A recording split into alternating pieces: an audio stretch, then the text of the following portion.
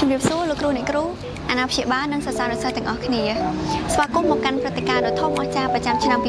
2025ជាងនេះទៅទៀតគឺកាន់តែពិសេសគឺមានការដាក់តាំងបង្ហាញនៅស្នាដៃជាច្រើនរបស់គរុសិស្សគរុនិស្សិតដែលគាត់មកពីតាមបណ្ដាសាលាផ្សេងៗអញ្ចឹងកុំឲ្យខាត់ពេលវេលាយូរយើងទៅជួបជាមួយពួកគាត់ទាំងអស់គ្នា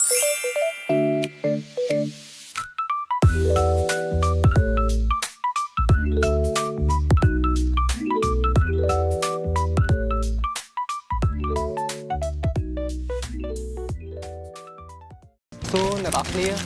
ពួកយើងមកពីវិទ្យាស្ថានគរុកោសល្យបាត់ដំបងដែលយើងហៅកាត់ថា BTEC អញ្ចឹងថ្ងៃនេះដែរគឺយើងធ្វើទៅលើប្រធានបទមួយគឺការលើកកម្ពស់ការបង្រៀនគណិតវិទ្យាថ្នាក់ដំបូងហើយនិងកំណែថ្នាក់ដំបូងតាមរយៈបច្ចេកវិទ្យាអប់រំនិងបញ្ញាសិប្បនិម្មិតបាទជម្រាបសួរខ្ញុំបាទមកពីសាលាគរុកោសល្យរាជធានីភ្នំពេញ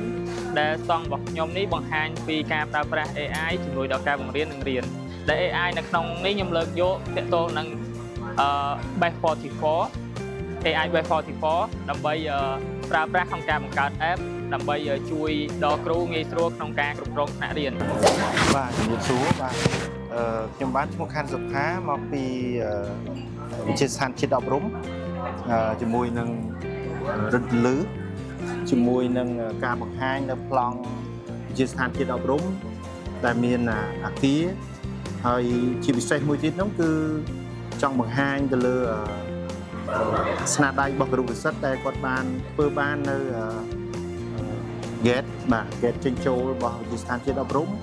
ជាមួយនឹងការបញ្ជាបើកភ្លើងអំពូលដោយស្វ័យប្រវត្តិជំរាបខ្ញុំសូមជម្រាបសួរអ្នកគ្រូនាងខ្ញុំឈ្មោះកឹមហឈីវគឺជាគ្រូអទេសនៅសាលាមជ្ឈមណ្ឌលគរុកោសល្យភូមិភាគឦសានខេត្តស្ទឹងត្រែងចឹងថ្ងៃនេះស្តង់របស់ខ្ញុំនឹងធ្វើបទបង្ហាញតាក់ទងទៅនឹង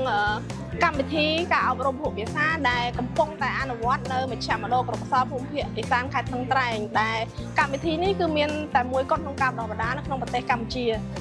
បាទខ្ញុំបាទឈ្មោះទេវថាមកពីវិទ្យាស្ថានជាតិពិសេសបាទស្តង់ខ្ញុំហ្នឹងគឺបង្ហាញអំពីសម្ភារៈសិក្សារបស់សិស្សពីការភ្នែកហើយនឹងកោថ្លង់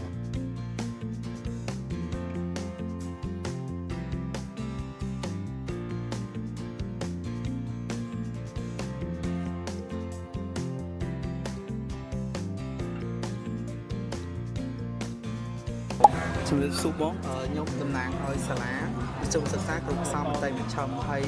សម្រាប់ស្តង់របស់ខ្ញុំគឺវាមានលក្ខណៈពិសេសជាច្រើនប៉ុន្តែថ្ងៃហ្នឹងគឺខ្ញុំដោយសារតែមាននីតិទីអញ្ចឹងខ្ញុំសូមលើកយកចំណុចពិសេសមួយចំនួនដែលតាក់ទងជាមួយនឹងការពិសោធន៍អញ្ចឹងការពិសោធន៍នេះទៀតសោតគឺតាក់ទងជាមួយនឹងមេរៀនវិទ្យាសាស្ត្រអញ្ចឹងយើងដឹងហើយកុមារនៅថ្នាក់មត្តេយ្យគឺក៏មានការពិសោធន៍ដែរមិនមែនគិតថាមនុស្សធំគឺគាត់អាចពិសោធន៍ដែរហើយការពិសោធន៍សម្រាប់មត្តេយ្យហ្នឹងគឺងាយទេដើម្បីកុមារហ្នឹងបានឃើញយល់ទៅថ្នាក់លើទៀតទៅដើម្បីគាត់នៅងាយស្រួលរៀន